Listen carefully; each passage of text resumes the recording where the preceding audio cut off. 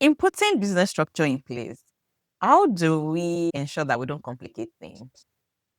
One of the most important aspects of business structure is documentation. If it's not written down, then it's not true, it's not valid. We cannot say that we are doing it.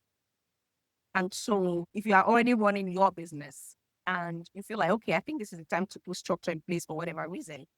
For example, if there's perpetual indiscipline, you want to Yeah. start with your policy so that you can have a disciplinary policy. You can have a code of conduct, things like that.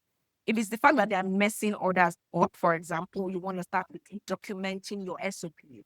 Since you've not started from the beginning, you then need to start from the places where the issues are and then Yeah. work outward from there. Hi, Okay. everyone. Welcome to another episode of Thrive Beyond podcast. Today, I'm excited because I have a very old friend from high school. She's currently the Vice President of Quality Assurance and Government Relations at Advantage Health Africa. She's the brilliant mind behind the popular platform, The Business Structure Girl. Today, we're going to be diving into the world of building systems around your business. Welcome with me, Oyindamola Ayodeji-Oni. Hi, Oyinda. Thanks, Sheila. It's nice to be here. Thank you for having me on your platform. Thank you. Thank you for making it. First, let me say that I appreciate your time because before I set up the second schedule, I was already thinking if you would be available, but you were the one that said, "Oh, okay, we can do it again." I'm like, "Oh, okay." So thank you so much. I actually really You're appreciate welcome. that. Thank you. You're welcome. Thank you. Okay. So today we are talking about business structure. But before we go to business structure, let's talk about you. If you're to look back our 15-year-old self back from high school, what do you think would surprise them the most if you look back? So I think for me, my 15-year-old will be surprised that I am doing anything related to business. I don't want to call it a scar, but from seeing how my parents run businesses, especially my mom, I told myself I was never going to own a business. And so now working in that business line, helping people build better businesses, my 15-year-old self will be shocked. Very shocked. I think myself will be that I'm currently doing what I'm doing today, especially my 9 to 5. I do business strategy, analytics, and all of that. Back then, I didn't even know there was a career in that path. Even in uni, like I was not so sure that there was even a career path. So, like, just doing it today, I feel like they would have been surprised. Oh, okay, Sharon, you're doing this. Okay. Well, Okay, so nice to let's know. talk about, yeah. So let's talk about pharmacy. You studied Right. pharmacy. What Yes, I sparked your did. interest in pharmacy? Why did you decide to go in that line? Okay, so I probably talk about my mom a lot while talking in this podcast, but I Okay. did pharmacy really because my mom was a pharmacist. She was one of my very first role model, if I put it that way. And Mm-hmm. I really liked what she did. And it was just very interesting. It was a medical field, but it wasn't exactly the entire, you have to be clinical or you cannot Yeah. work kind Yeah. of line. So I realized that pharmacy had so many opportunities that could help you to do things in different ways. And so I was going to go for the sciences and I didn't think I wanted to do medicine. So pharmacy came in and I'm glad I did. It's quite interesting to see the arm of pharmacy that you are in today. I didn't know that this arm of pharmacy that you practice today really existed until I worked in a pharmaceutical company like some years back. And I saw that we had salespeople that were trained pharmacists and now they do sales. So could you tell me what else do pharmacists do that we might not know? So pharmacy is that honestly one industry that is very diverse, right? So Hmm. in pharmacy, there is you meet people who are regulatory affair pharmacists, you meet people who are lecturers, so they're academics, but they're pharmacists. Hmm. There is the very common retail pharmacy, hospital pharmacy. There's the sales and marketing arm of pharmacy. There's research as Oh, well. yeah. So R&D for new medicines and all of that. And now that technology is gaining that edge in the health sector, now Yeah. there are pharmacists who are working in tech like core tech, knowing how to do precision medicine, knowing how to use AI to get better results with medicine. So it's really very broad, and many more, do I say, industries or sectors will still come out of it. But one of the things we had even been told, from way back in pharmacy school, is that pharmacy is very broad and you might not exactly get to the end of it. Now, people are specializing in pharmacy. So meet people who are pharmacists with a specialty in cardiology, pharmacists with a specialty in renal issues. Hmm. And so it's really broad, it's interesting. But Wow. Wow. yeah. Okay. And I think this is to somebody thinking about studying pharmacy and you're not exactly sure the field is broad and diverse. Thank you for mentioning that. Like, I didn't know Mm. how diverse and how broad that field is. So, when you were studying pharmacy, I'm not sure it was easy, given the uni that we even went to. I'm not sure it was the easiest thing.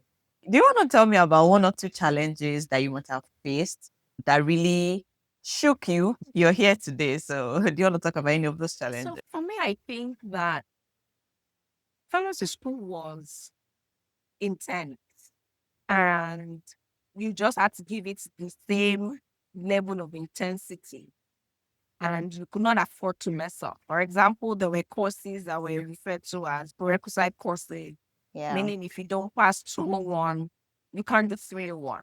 So from Yeah. 200 level, if you fail 201, there's already at least one extra semester at the end of 500 level waiting. Coupled with the fact that you went to a government university where there are strikes and Yeah. all of that, it means you are not exactly sure 5 plus how many X years you're going to spend, and it could get really tiring. So for me, I would say that I think didn't really struggle in pharmacy, but there was a course that always gave me palpitation Hmm. anytime exam is coming. So I enjoyed many of the parts of pharmacy, but when it was time for pharmaceutical chemistry, especially the organic chemistry part, where you had to draw structures. If I'm Right. sleeping, I don't know why, but I'm seeing the structure in my dream. If I don't draw it correctly, I'm jumping up. Like organic chemistry was the only part of pharmacy that made me not sleep at night. I cannot. I'm going to be awake. Because and it was a 3 unit course and it had a prerequisite. So if you did not pass it, no matter how good other scores or other unit courses you have done have been, extra semester at least, and I Can couldn't. afford. I Oh wow. couldn't. So what would you say to somebody studying pharmacy right now? What I would say to someone studying pharmacy right now is that just give it your best. And from when you are in school, try to understand what aspect of pharmacy you want to go into. Yeah. Or let me say, what aspect of pharmacy you don't want to go into. For example, for me, I would say that when I was leaving pharmacy school, I didn't really know what aspect of pharmacy I was going to do, but I knew what aspect of pharmacy I was not, never going to do. And as I did, I would explain. And as I did we did something called the clerkship when we were in school, where we go to the hospital. And as I did my internship and I had that 2 month stint in a hospital, I knew that I made the right choice. It might be different now, but at the time, I felt like hospital pharmacy was really not really showing the true picture of what a pharmacist could be. I cannot Mm. be telling somebody 2 in the morning, 2 at night, and that's it. There was a lot of things to be done that were not being done. There were case management that was supposed to be done that was not being done. And I realized that it's more than a me wanting to make it work kind of thing. It's just not what my personality will take. I am not in that. I am a line upon line person, but I am not in that space where you cannot express yourself. You cannot add to the growth where you are, because whether there's a bureaucracy or whether there's too many people that are involved, I just didn't want to do it. Okay. Oh, okay. Let's talk about quality assurance.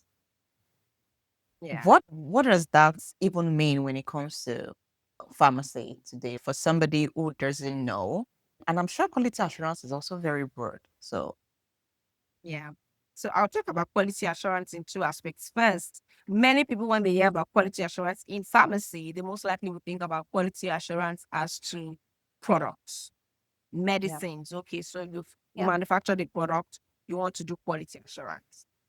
And that's one aspect of it. But I work in health tech. And so quality assurance for us is really quality assurance of servicing, meaning that you want the people who you serve to know that the products that they're getting or the services they have received from you have been subjected to the highest level of scrutiny, highest level of care, and the highest level of processes to make sure they get the best results.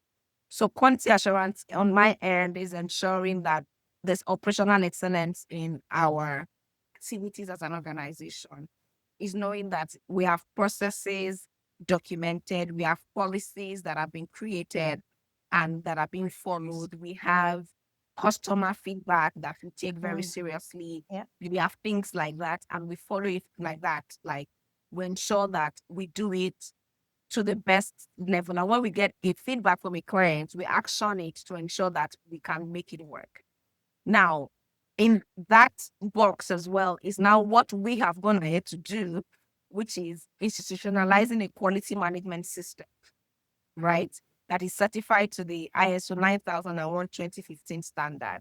So that standard is the standard that every organization that has a certified quality management system is certified.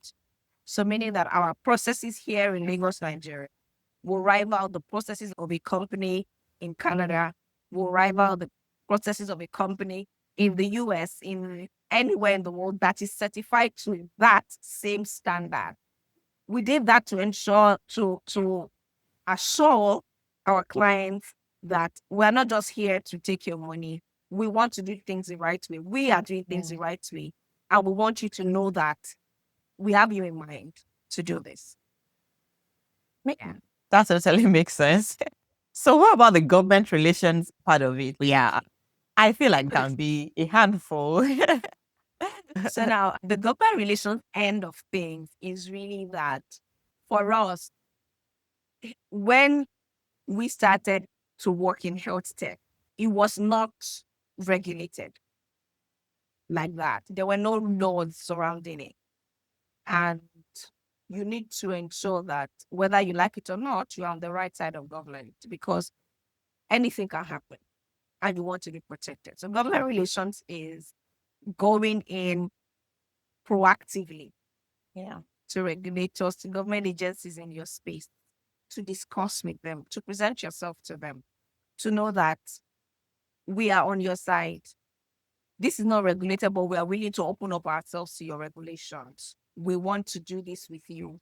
The end of what we are doing is that patients have access to genuine and affordable medicines and that they can get that in faster time, in shorter time. They can get that anywhere they are in the country.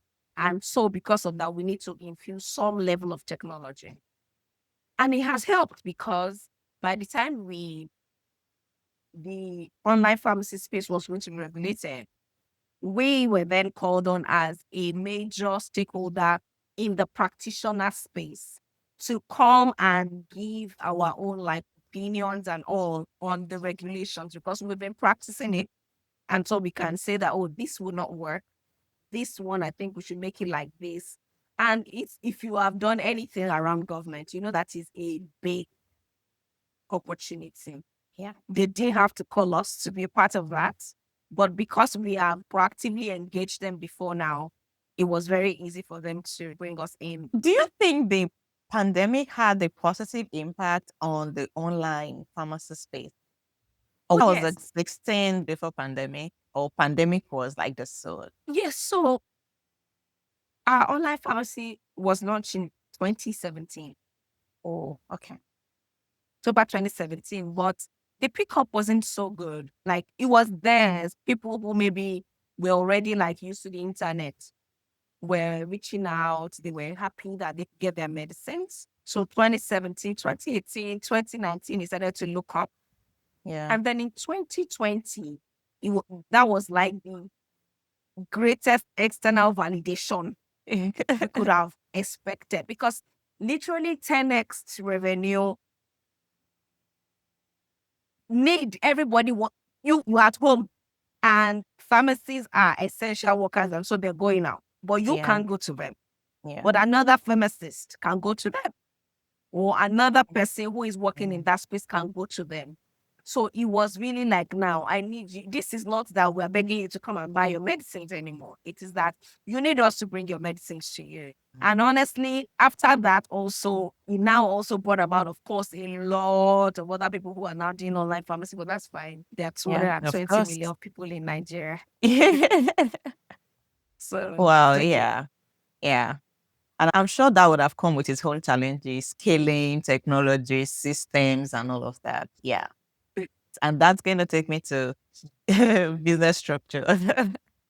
Okay. Right. So I like the concept of business structure. And I want to start by asking you, how did you come about that name? What inspired that concept in the first place? Okay, so like I said, my 15-year-old self will be surprised. I grew up seeing my parents run businesses, and I'm wondering, no, this cannot be right. Like, as early as 10 years old, I knew that no, if this is what owning or running a business is about, I'm not going to touch it with a 10-foot pole. Because if they were not there, things were not working. It was as simple as that. Mhm. Yeah. And their money is either missing, somebody has talked to a customer somehow, one thing or the other has happened. They are always just up and about, up and about. I'm like, it can't be. It's not possible. I got through university at about 400 level. I kept saying the same thing. Then I went to do my IT in a pharmacy. I think that was the change because my mom had a retail pharmacy as well. And now here I was having my IT in a retail pharmacy Mm. that had branches across Lagos. I think even some outside of Lagos. And everything was running the same way. Because during my orientation, they took me to other branches. They would Mm. talk to you the same way, they were dressed the same way, the pharmacists looked the same. It was just, I was amazed. Like, tell me here. Do you know of this business not scared that they will steal our money? How? And so I started to check what were the things that they had that made this business run like this. At that time, I didn't exactly know that it was called business structure, but I saw that they had policies and they had SOPs. And immediately you come into the organization, the owner was going to sit with us to do an orientation and tell us about the vision, the story, how they started, what their plan is. And while those things are intangible, they really just changed the way it was, such Yeah. that somebody could come from another branch to work in the branch where I was working at. And they knew the exact same things to do when you want to close the store for the day. They knew who to hand over the key to. They knew how to bank cash the next morning. It was smooth. It was a very sweet, smooth system. And so now, I usually say that many times Google is my best friend because I'm very inquisitive and I want to find out what's really happening. And so Yeah. I started to check why does a business need SOPs? That's how I started. I was still in uni at this time. My IT was 400 level, end of 400 level. And so I'm asking, why does a business need policies? Why does a business need SOPs? What is the meaning? Why does a vision change the way that a business is saying? Things like Mm. that. And it was like, I wish I knew this when my mommy had a business and I could tell her that, okay, let's try this and see if it was going Yeah. to work. And so what I did was, my mom no longer had a business, but I, at the time, I was doing some handcraft stuff.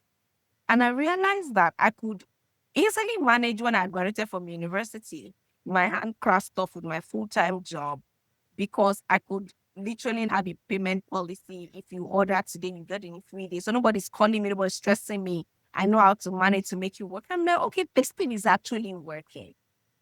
And of course, I started to read more books. I read a particular book called The E-Myth Visited by Michael Gerber, and he was talking about those same things. And then I started to read other books, Built to Last, Built to Sell, Mm. and that they are talking about the same thing. And that's when I realized that was the missing thing. Of course, before you now started to see a lot of all these Harvard Business Review, all of these things talking about why does the business need a vision. So it Yeah. was really like, okay, that was the missing piece in that business. First of all, the people who were working in the business did not have the same thoughts like Owner. the owner of the business. So they don't carry the same thought or the same energy, desire for that business, and it affected the way that the things happened. So that's where it came from. Then why did I make it a business A business. Yes. out of it? It was because, so I started to do that, and quite a number of people, so I would just share my thoughts on social media about why you should structure your business, why you need a vision, why you need a mission. And I started having people reach out to me. But I work a full-time job, Yeah. and I will not allow one thing take me out of being able to commit fully to something I am getting paid for. And so I knew that I had to make this work somehow. So I decided to write a book to help more people. I wrote my first book, and then I realized that, okay, that book spoke more to business owners who are a team more than those who don't have a team.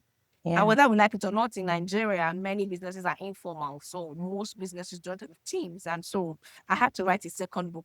I literally wrote a second book like 3 months after I wrote the first one because I saw that it wasn't speaking to the first set of people, to the other set of Mm. people. And I had to do that. And the funny thing is that the second book actually caught more traction before the first, surprisingly, meaning that my analysis was Audience. right. There were Yeah. more people in that space than the other space. And it's been 2 years now, and I can say that people need it. More Yeah. people need it. I hear things today that I'm still looking at people. I'm wondering, how did this happen to you? What? Business owners, a lot of business owners, but I tell you, say, no, this is not even about structure. This is not about structure. Because they know what it is, but it's difficult when you've been running something in a certain way to break off and start doing it in another way. But to build something sustainable, you have to eventually. Right. And again, I believe you're in business for the longest time. The reason why I'm saying so is that given the market where you currently operate, most businesses are informal. Secondly, Yeah. almost everybody have side businesses. And Yeah. the side business, you're just giving it maybe 20% of your attention or 30%. And what can make you Yeah. thrive is if you have a structure put in place. So now let's do business structure 101. Okay, so when you hear people say business structure does not give me room to be flexible, what would be your response to that? I think that business structure gives you the room to be flexible when you build a solution, a foundation, let me put it that way. Mm. So it's like you want to build a house, right? Everybody needs to have a foundation for their house, whether you're building a two-bedroom apartment or a skyscraper, right? There has to be a foundation. You cannot just put two sticks in the ground and put something on it because it's just a tiny little house. It must have a foundation that goes into. And I know that many people started businesses because they just wanted to make money. Yeah. But at the end of the day, it cannot be the reason why you continue. Maybe your friends will patronize you, but how do other people come into that same space to patronize you? How do you actually expand the business? I attended an event, I think that was last week, Thursday. An event about business structure. It's called Building Beyond You, organized by Mm. someone who is a popular business figure in Nigeria. And as I said there, I was feeling a little too excited because this is what I've been telling you people saying. You've not been listening to me, or maybe a lot of you have not. But now, somebody who has built a bank has come to tell you. Somebody who has built Mm, a thriving makeup business has told you. So it is the same thing. The man, in fact, one of the speakers said, even the woman who is selling pepper in Dubai, in Ibadan, has a business strategy. The fact yeah. that they didn't document it doesn't mean they don't have strategy. And Okay. that's what makes it different from somebody who owns a supermarket in Lagos, because somebody who owns a supermarket in Lagos has documented theirs, so they can hand it over to somebody else. That's why the woman in Dubai that has not put her own together as a document cannot give it to her child, or her child doesn't see it as something serious that they want to be with for the long haul. But imagine if Mm. that woman had thought that, if I this my one store now, by the end of this 2025, at pay meta, it will be three. They will start to work their way to make it three. What their children see that we have 7 stores now. They will be excited to partner with their mom to make it bigger. But Expanded. they don't see it as something that is worth their while, because even this is the same place you've been since we started. And that's what it is. If you want to build a business that is going to last much more than being just you and running a business, make some cool cash and disappear, then no, you have to. You just have to. So, foundation of vision, of mission, of clear goals, of strategy, then build anything you want on it. When I have 22 policies, you can have 47. But you see the foundation of vision, mission, goals, strategic objectives, culture, cannot escape it. We can. Wow. I think you mentioned 5 things now. So I was just going to say, if I'm going to build structure, what are the key 3 things? But now that you said 5, does that complicate things? Or if you're going to just narrow it Complicate down to things. So 3? most of them, if I will narrow it down to 3, I would say the Mm-hmm. vision, the mission, and the culture, or the core values that Yeah. guide the business. Every other thing would develop their own strength from those 3. Because your strategic objectives is how you want to move from your vision to your goals, right? And like they say, anyway, culture will eat strategy for breakfast. So if your core values and culture is not solid, if you have strategy and you don't have that, before you know it, it has eaten it up. Oh, wow. Okay. And when I do put all the structure in place as a business owner, how do I enforce it?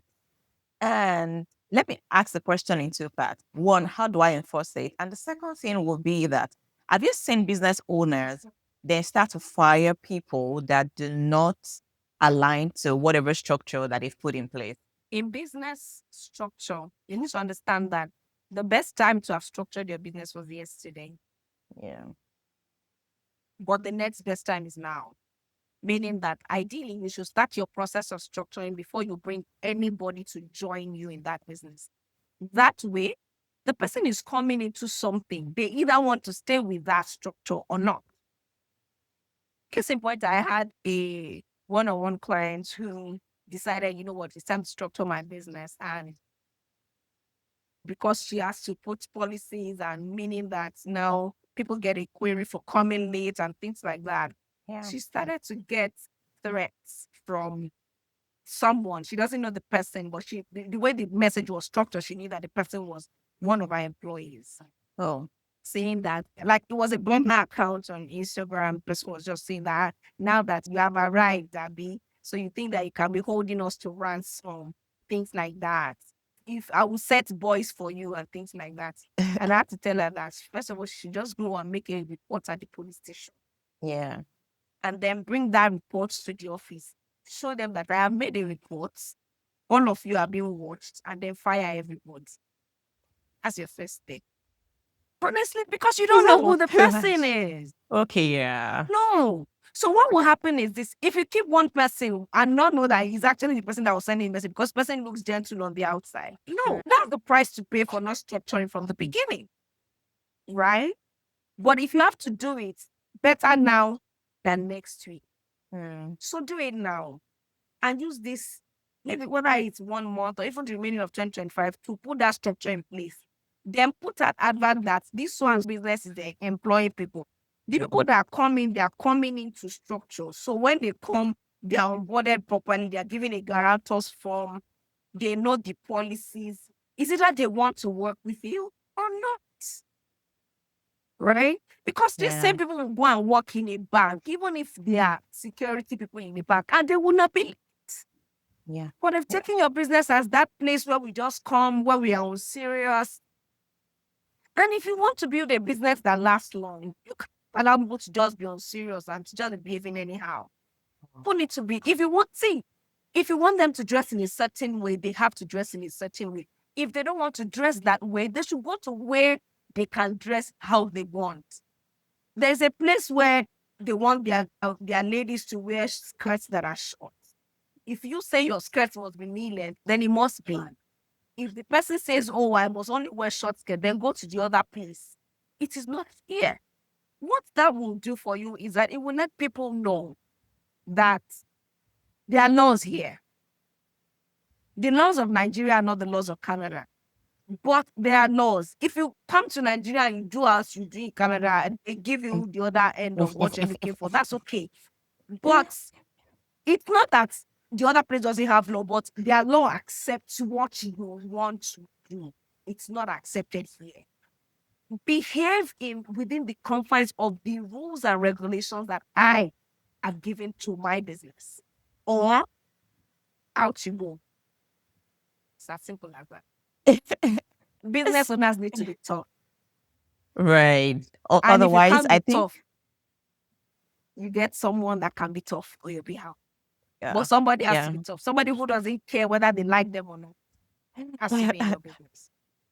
Okay, this is not business structure related, but talking about toughness, then how do you now balance toughness with empathy and, yeah, let me say toughness with empathy because, yeah, So in business, there is reward and there is sanction.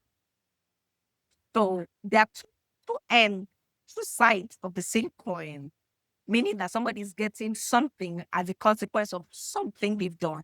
If they've done good, they get a reward. If they've done bad, they get a sanction. Now, if you work with me, for example, and I have said the reason why there are different types of lean in a business is that we know that, okay, sometimes someone might lose a parent or lose a loved one, and so they need a compassionate lean. yeah, Another time, somebody might be sick, and so they need a sick leave.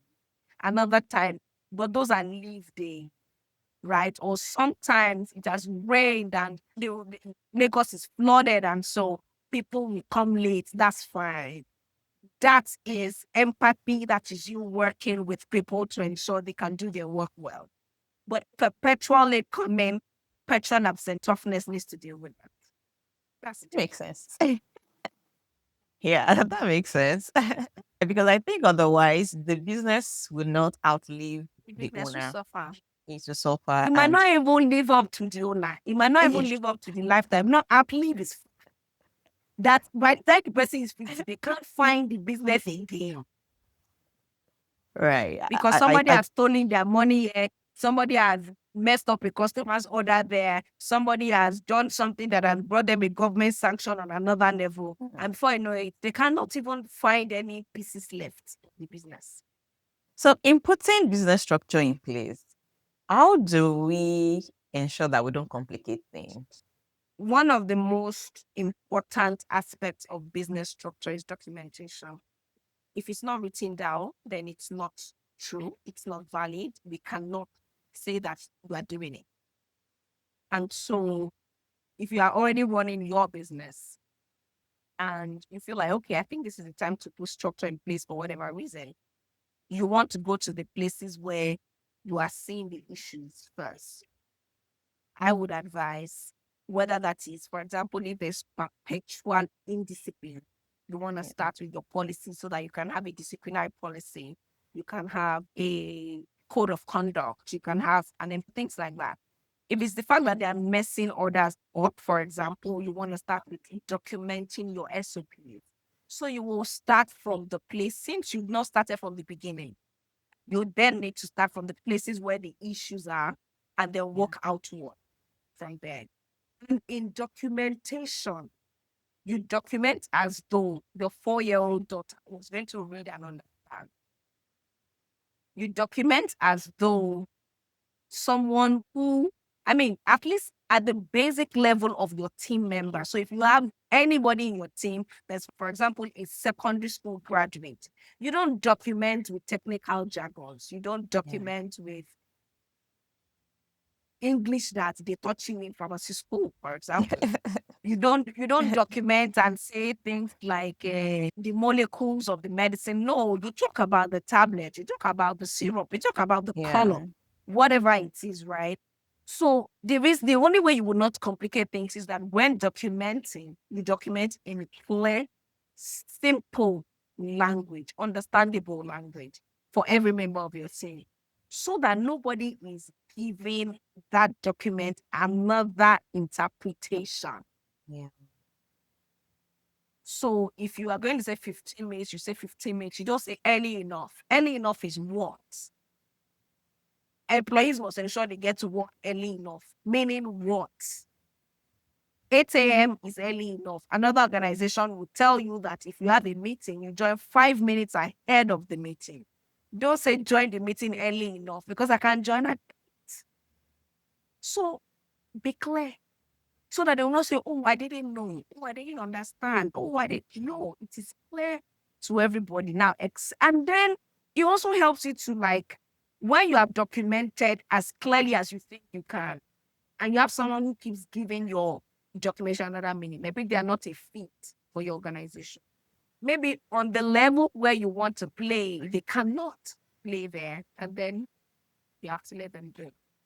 Mm. Okay. So, in working with clients, what has surprised you the most when it comes to structure? Like with clients, or with maybe what you've seen, not even a particular client, maybe somebody you're still looking at, you better come so I can help you. That a lot of business owners are not serious. Even the How? ones that are making, they trivialize the important things. I had a client once, I was having a one-on-one call with her, and I was asking her, so what's your vision? She said, "Ah, those are normal things now." Okay, it's a normal thing, but can I see your vision? Nothing. What are your core values? I know. See, I've heard of it. You've heard of these things before. You have What are not done yours? it. Why are you? Because see, you will keep jumping from one person to another looking for a magic bullet, and there's none.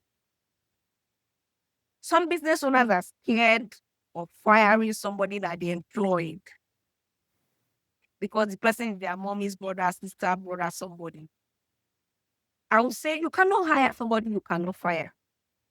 Mm. Like, person is messing your business up. I'm not saying just fire anybody for whatever reason, but somebody is clearly messing your business up. They are messing up your orders. They are not holding. They are not handling clients the way you want them to. Stakeholder management is suffering, and you keep them around so that somebody will not be annoyed.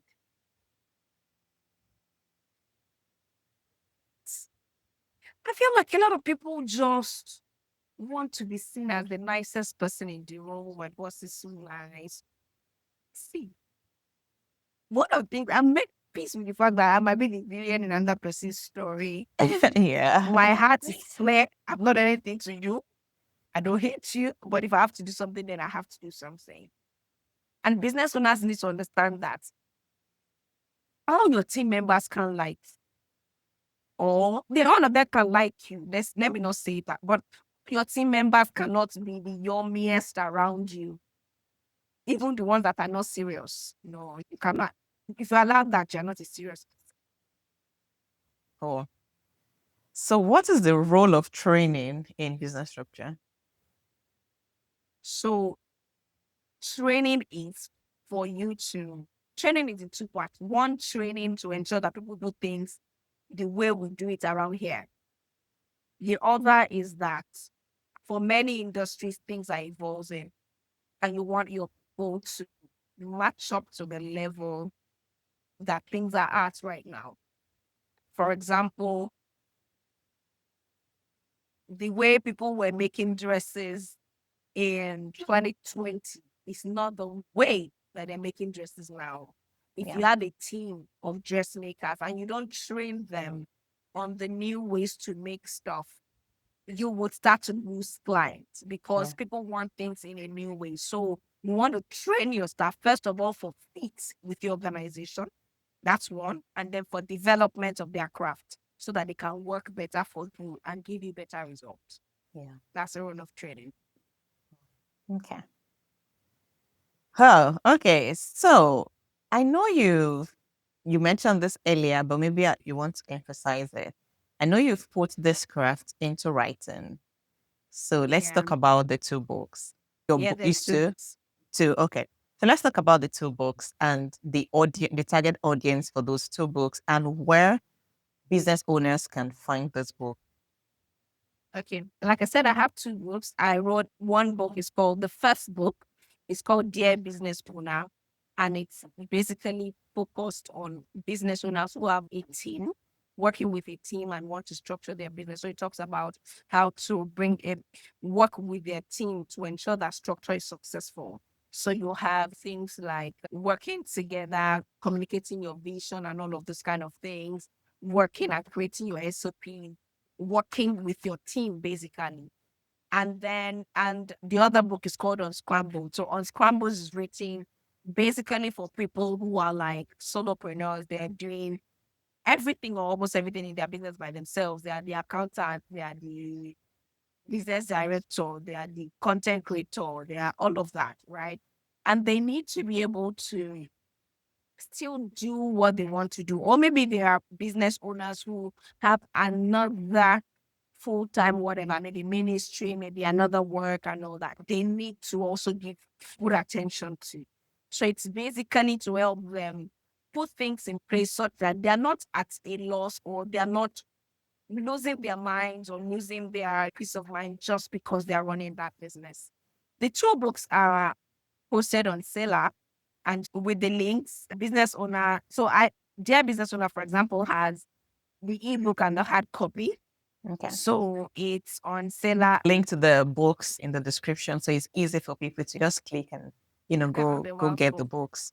And So let's talk about accountability. So when I've put all the structures in place, how do I hold my employees accountable as a okay. business So owner? first of all, is that if you are creating structure after you have put together a team, Yeah. you need to do like a reorientation or an onboarding of the entire members of your staff to say what we're starting afresh. And this is what we're doing now. We are doing things in a different way. And then do the whole works of putting them on a probation period. So the people that don't want to agree with that can use that probation period to leave, to find another job and all of that. And then, of course, they sign all the necessary documents. And then one of the things I say to business owners is that it is a business owner that would drive accountability. If they see you not wearing the things you have said nobody should wear in the business, they will, if they wear it, they will feel bad, right? Yeah. If they see you talk to clients in a shabby way and you tell them not to do it, it's not going to happen. If they see you try to dodge responsibility when maybe an order goes wrong and you're trying to make excuses, they will make excuses too. So, as the leader of that business, you have to go forward and do things in the right way so that they can easily emulate you and do things the right way. And then when you see that things are not done properly, that's why for many organizations, you will have like levels of discipline in a disciplinary policy. For some, it's just misconduct. For another activity, it is gross misconduct. For misconduct, you have your first warning, second warning, third warning, and then dismissal. For gross misconduct, where maybe you have caused harm to life or to property or to the sustainability of the business, then you can be dismissed. People already know that there are levels to this thing and you've read this disciplinary policy, you've Yeah. read the code of conduct, or if you didn't read it, you've signed that you read it. Not reading it is now your business, and so you are bound by it. according to law. And because of that, you can be held responsible. Totally makes sense. So let's do some sort of freebie. So if I own a logistics business, right, and you want to help me, what will you be helping me with? How would you advise me to structure my business? Hoping that somebody with a logistics business in Nigeria will listen to this and just go and copy. Oyinda said this. Let me go and do it. So let's talk Okay, about so that. first of all, let's say you want to structure a logistics business. So you want to understand what's the vision of your logistics business to become the fastest and cheapest logistics delivery in Lagos. That's one. Yeah, In the Southwest, that's another vision. Nigeria is another vision. Now, from that vision, you are able to say, okay, this is how I'm going because I want to be the best logistics business in Lagos. There's a way I will structure. But if I want to be best logistics business in Nigeria, then I know that there are other things I need to add. I need to find yeah, out how do they transport? Do I need to have a partner outside of it? Things then become different. You create that and then you start to now say, okay, what are the goals for this business? In its first year, for example, onboard 300 clients. Okay, or do I want to work with one-on-one in sorry, excuse me. Do I want to work with end users? I want to work with companies who do deliveries. If I want to work with end users, one-on-one end users, I want to be 1,000 of them using me every month. If I want to work with companies, I will have 30 companies that use us on a retainer every month. Or if I want to do, say you want to do the one-on-one party, means that I need to do my advert, especially when I'm just starting, talk to my friends, talk to my family, talk to my church, all of those people to ensure that we can get at least 30 orders a day. yeah, 30 orders a day gives us, if we work every day of the week, it gives you at least 900 orders in a month, yeah, right? And then, so that's your goal. Let's say your goal is 30 orders a day. In your first year, you want to serve at least 1,000 orders per month. Then you now say, okay, come to strategic objectives, which is moving you from your vision to your goals. How are you going to achieve this? So my strategy is that I'll talk to my church members. I'll do sponsored ads on Instagram. I will do a referral bonus. So if somebody brings another person, I give them 5%. That 5% I have to factor into my cost. That's my strategy for the first year. Strategy will evolve, it will yeah, develop, but you do that first. Now I have done that. So what will be my policies for this business? My booking policy. You have to book me a day before, or you have to book me before 12 o'clock. My payment policy. My riders don't accept cash. Payment is only made into company accounts. That's my payment policy. My return policy. I carry your product. I take it. The person to connect it is not there. How are we going to handle that? Do I take it back tomorrow without pay? Will you pay 50%? How am I going to let you know? That is my service policy. yeah, Then what other policy do I need? No show policy also. I'm in your house. I've called you. I'm waiting outside. 25 minutes, you are not here. The rider is going to leave. No show policy. So you see, all of these things is one statement, but when somebody has booked you, you can literally write them in the bottom of the message to say they have received your payment. Please note that payment is non-refundable. Please note that if rider waits 25 minutes, they will leave. If this will happen, if you want us to return it the next day, the cost clinic on you pay 50%. You've structured it like that. So tomorrow, nobody will come and call you out on Instagram and say that I did not know. You knew. If I send you a message and you don't read it, it's on you, not on me. yeah, But if I don't tell you, then it's on me. But if I have told you and you don't read it, I yeah, cannot help you. Then you now have your policies to your staff, disciplinary policy. If a staff does not come on time, what would I do? If a rider yeah, does not this, what would I do? If a rider goes to code of conduct, don't go to client's house and be begging for money. Put it there. If you do it, this is what we'll do to you. Then how do you handle the orders? SOPs come in. When somebody sends an order to you, how do you map it? SOP for pickup, SOP for delivery. When you come and pick up, you call, good afternoon, sir. I am from so and so delivery. I'm here to pick up the package you are sending to so and so. Not I heard no, no, where are you? Good afternoon. I'm outside, I'll be coming now. Which is what a lot of people do. And some of us would rather use a slightly more expensive dispatch rider because of that, because they will be calling me and stressing me out, asking me to describe my house when they have Google Maps. Don't do that. So you need to understand that what you are doing, any way that your business is being run, is affecting people. If you have that SOP of how they want to do it, then what's your customer feedback look like? Are you going to ask your customers for their feedback? How many days after the order is delivered?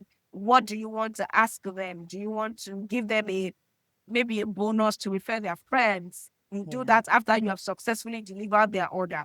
Now, in that vision, let me go back to that vision, is how you will know that, okay, I've seen many logistics companies, their riders are rude. And so we have a vision or we have a mission to change how logistics is done in Nigeria with the most conscious riders. Your riders need to look a certain way. You need Yeah. to give them Yeah. certain uniform. Your bikes cannot be dirty like you are the only one that dust is affecting in Lagos.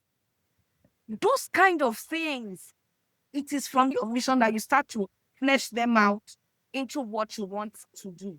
Because you see, somebody just buys a bike, puts it on the road, I'm doing deliveries, and they want to take my own documents. I'll be looking at you like, where do you want to Will put you these handle it documents? with care? Yes. Then I'll be scared that I'm sending a valuable to this person. You will start hearing that riders are eating people's food, riders are stealing. It's because they've just come out and they put them on the road. They're not exactly training them to behave in the right way. Yeah. And Yeah. it's because the business owner also is most likely not clear on what they really want to achieve with the business. This They is can really come up detailed. with their core values as they make. This is really detailed, right? So I think you've actually given a logistics business the appropriate tips to set up a successful business. And I hope somebody listens to this and just take it and just go and implement, basically. So Okay. I think this one would just be like a reiteration. So, what would be your advice for a business owner to be successful or to thrive in the midst of chaos that come with business? How would you advise a business owner today? tell that for a business owner, first of all, again, in business, you cannot follow every trend that is happening. You need to anchor yourself to something or to someone. For example, I do business structure. Somebody came to me and said, oh, do I do HR services? It sounded nice. I did policy. But no, I don't do HR. Why? That's not my core. That's not why I started this. I'm not interested in human resources. I'm interested in operational excellence. I'm interested in you building systems to make a solid business. I could easily veer off into it. Of course, I've Mm-hmm. worked HR before. Maybe I even understand some things, but no. Mm, So, as a business owner, you need to anchor yourself to something and have a clear vision. The event I mentioned that I went for, one of the convener was saying that every day the workers will recite the vision every day so that you know that this is the vision, this is where we're going, right? Now, say you don't want them to recite your own every day or whatever. That vision needs to be in front of you. You need to know where you're going. You need to know that I cannot deviate from this. I cannot jump on every bandwagon. Today you are sewing clothes, tomorrow you are doing pre-order, next tomorrow you are selling a balloon. Focus. Because in spreading yourself too thin just because you want to make a quick buck, you're not able to put roots downward to be known as a person of influence in this industry, in this sphere, because you have done this and you have done that and you have done that and you have done that and you're just all over the place. As a business owner, wants to build a business that is strong, solid, whether they will sell it in the future, whether they will hand it over to children, whether they will hand over to anybody, you need to anchor yourself to a vision and focus, even when it is hard. Focus and let something drive you much more than money. Because it's easy to make money. It's easy to make money, but you need something much more than money, stronger than money, more compelling than money to anchor you to do something great. Wow, that's profound, Oinda. And if anyone Thank wants to book your service, how would you advise them to book your service? Is you. it To me on sending Instagram emails, at the website? business structure girl. Okay, is That's about the Instagram the fastest. fastest way? Okay, that's the fastest way to Yeah. reach you. And this Instagram is about the fastest because it's if you search, you'll find it. So send me a message on Instagram, then I'll direct you All right, all right, to all the right. links you need or whatever else. Wow, Oida, it's been great having you on the podcast today. And thank you for all the My tips and pleasure. all the nuggets that you shared. I'm hoping somebody listens and put a better structure in place or even reach out to you to help them. So I'm really hoping somebody reaches out to really get your help in terms of putting structure in place or even get your book because you've documented this already. So thank you so So much. I too. appreciate you coming on the Thank podcast. you for Yeah. having me. Thank you. My pleasure. All right. Yeah. So thank you so much for listening to this episode. I hope you would have gained one thing or the other. If you need Oyinda's service, Instagram handle will be in the comment section. Feel free to check out our page, check out our books, and book our services. Until I see you on the next episode, keep thriving.